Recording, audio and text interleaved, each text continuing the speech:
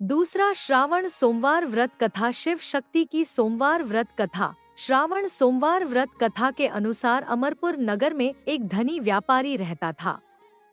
दूर दूर तक उसका व्यापार फैला हुआ था। नगर में उस व्यापारी का सभी लोग मान सम्मान करते थे। इतना सब कुछ होने पर भी वह व्यापारी अंतर्मन से बहुत दुखी था, क्योंकि उस व्यापारी का कोई पुत्र नहीं था। दिन रात उसे एक ही चिंता सताती रहती थी, उसकी मृत्यु के बाद उसके इतने बड़े व्यापार और धन संपत्ति को कौन संभालेगा। पुत्र पाने की इच्छा से वह व्यापारी प्रति सोमवार भगवान शिव की व्रत पूजा किया करता था।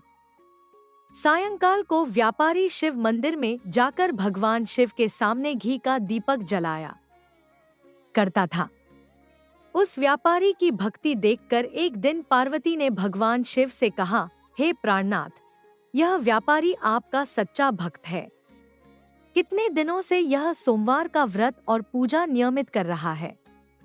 भगवान, आप इस व्यापारी की मनोकामना अवश्य पूर्ण करें।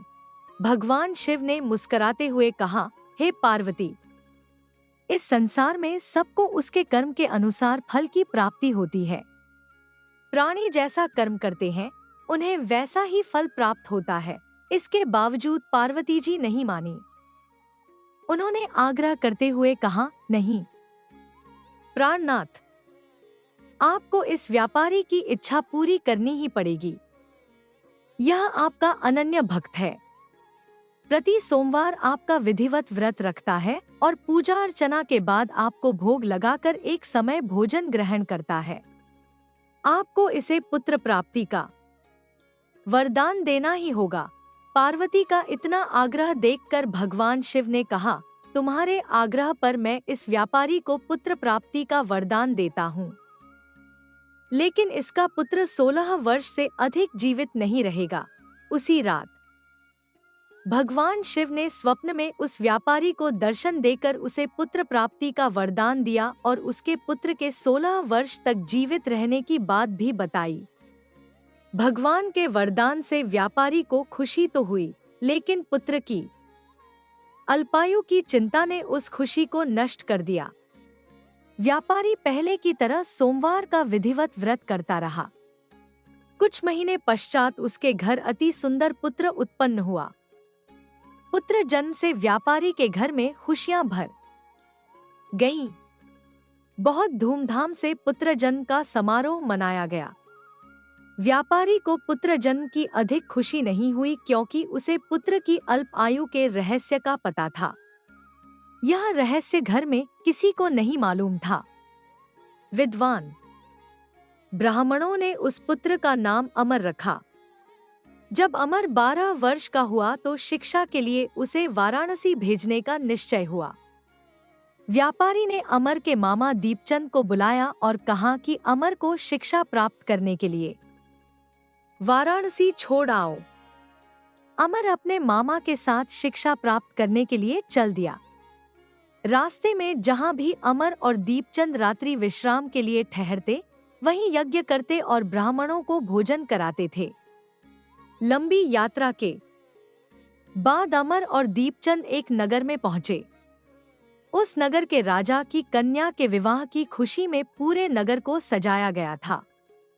निश्चित समय पर बारात आ गई, लेकिन वर का पिता अपने बेटे के एक आंख से काने होने के कारण बहुत चिंतित था। उसे इस बात का भय सता रहा था कि राजा को इस बात का पता चलने पर कहीं वह विवाह से इनकार न कर दे, इससे उसकी बदनामी होगी। वर के पिता ने अमर को देखा तो उसके मस्तिष्क में एक विचार आया। उसने सोचा, क्यों न इस लड़के को दूल्हा बनाकर राजकुमारी से विवाह करा दूं। विवाह के बाद इसको धन देकर विदा कर दूंगा और राजकुमारी को अपने नगर में ले जाऊंगा। वर के पिता ने इसी संबंध में अमर और दीपचंद से बात की। दीपचंद ने धन मिलने के लालच में वर के पिता की बात स्वीकार कर ली। अमर को दूल्हे के वस्त्र पहनाकर राजकुमारी चंद्रिका से विवाह करा दिया गया। राजा ने बहुत सा धन देकर राजकुमारी को विदा किया। अमर जब लौट रहा था तो सच नहीं छिपा सका और उसने राजकुमारी की ओढ़नी पर लिख दिया, राजकुमारी चंद्रिका, तुम्हारा विवाह तो मेरे साथ हुआ था। मैं तो वाराणसी में शिक्षा प्राप्त करने जा रहा हूँ। अब तुम्हें जिस नवयुवक की पत्नी बनना पड़ेगा वह कान्हा है। जब राजकुमारी ने अपनी ओढ़नी पर लिखा हुआ पढ़ा तो उसने काने लड़के के साथ जाने से इनकार कर दिया। राजा ने सब बातें जानकर राजकुमारी को महल में रख लिया। उधर अमर अपने मामा दीपचंद के साथ वाराणसी पहुंच गया। अमर ने गुरुकुल में पढ़ना शुरू कर दिया। जब अमर की आयु 16 वर्ष पूरी हुई तो उसने एक यज्ञ किया। यज्ञ की समाप्ति पर ब्राह्मणों को भोजन कराया और खूब अन्न वस्त्र दान किए। रात को डोट अमर अपने शयन कक्ष में सो गया। शिव के वरदान के अनुसार शयनावस्था में ही अमर के प्राण पखेरु उड़ गए। सूर्योदय पर मामा अमर को मृत देखकर रोने पीटने लगा। आसपास के लोग भी एकत्र होकर दुख प्रकट करने लगे। मामा के रोने विलाप करने के स्वर समीप से गुजरते हुए भगवान शिव और माता पार्वती ने भी सुने। पार्वती जी ने भगवान से कहा, प्राणनाथ, मुझसे इसके रोने के स्वर सहन नहीं हो रहे। आप इस व्यक्ति के कष्ट अवश्य दूर करें। भगवान शिव ने पार्वती जी के साथ अदृश्य रूप में समीप जाकर अमर को देखा तो पार्वती जी से बोले, पार्वती, यह तो उसी व्यापारी का पुत्र है। मैंने इसे 16 वर्ष की आयु का वरदान दिया था। इसकी आयु तो पूरी हो गई। पार्वती जी ने फिर भगवान शिव से निवेदन किया, हे प्राणनाथ, आप इस लड़के को जीवित करें, नहीं तो इसके माता पिता पुत्र की मृत्यु के कारण रो रो कर अपने प्राणों का त्याग कर देंगे। इस लड़के का पिता तो आपका परम भक्त है। वर्षों से सोमवार का व्रत करते हुए आपको भोग लगा रहा है। पार्वती के आग्रह करने पर भगवान शिव ने उस लड़के को जीवित होने का वरदान दिया और कुछ ही पल में वह जीवित होकर उठ बैठा। शिक्षा समाप्त करके अमर मामा के साथ अपने नगर की ओर चल दिया।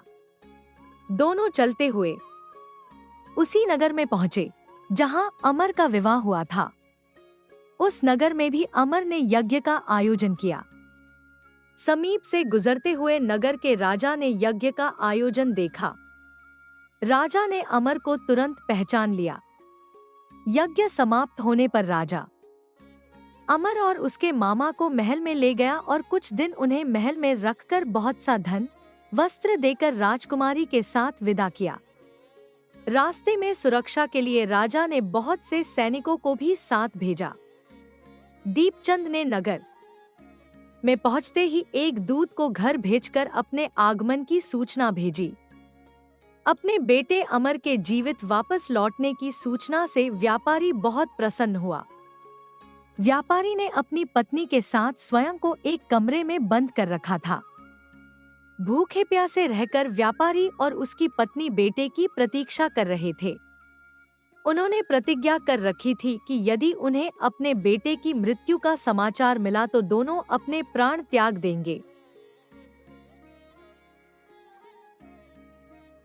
व्यापारी अपनी पत्नी और मित्रों के साथ नगर के द्वार पर पहुंचा। अपने बेटे के विवाह का समाचार सुनकर पुत्रवधू राजकुमारी चंद्रिका को देखकर उसकी खुशी का ठिकाना न रहा। उसी रात भगवान शिव ने व्यापारी के स्वप्न में आकर कहा, हे श्रेष्ठी, मैंने तेरे सोमवार के व्रत करने और व्रत कथा सुनने से प्रसन्न होकर तेरे पुत्र को लंबी आयु प्रदान की है। व्यापारी बहुत प्रसन्न हुआ। सोमवार का व्रत करने से व्यापारी के घर में खुशियां लौट आईं। शास्त्रों में लिखा है कि जो स्त्री पुरुष सोमवार का विधिवत व्रत करते और व्रत कथा सुनते हैं, उनकी सभी इच्छाएं पूरी होती हैं। मैं आशा करता हूं कि आपको यह कथा पसंद आई होगी और यदि इस मेरे चैनल देसी सुविचार पर नए हो तो चैनल को सब्सक्राइब और वीडियो को लाइक और शेयर जरूर करें। साथ ही कमेंट बॉक्स में जय जय श्री भोलेनाथ लिखना ना भूले। धन्यवाद।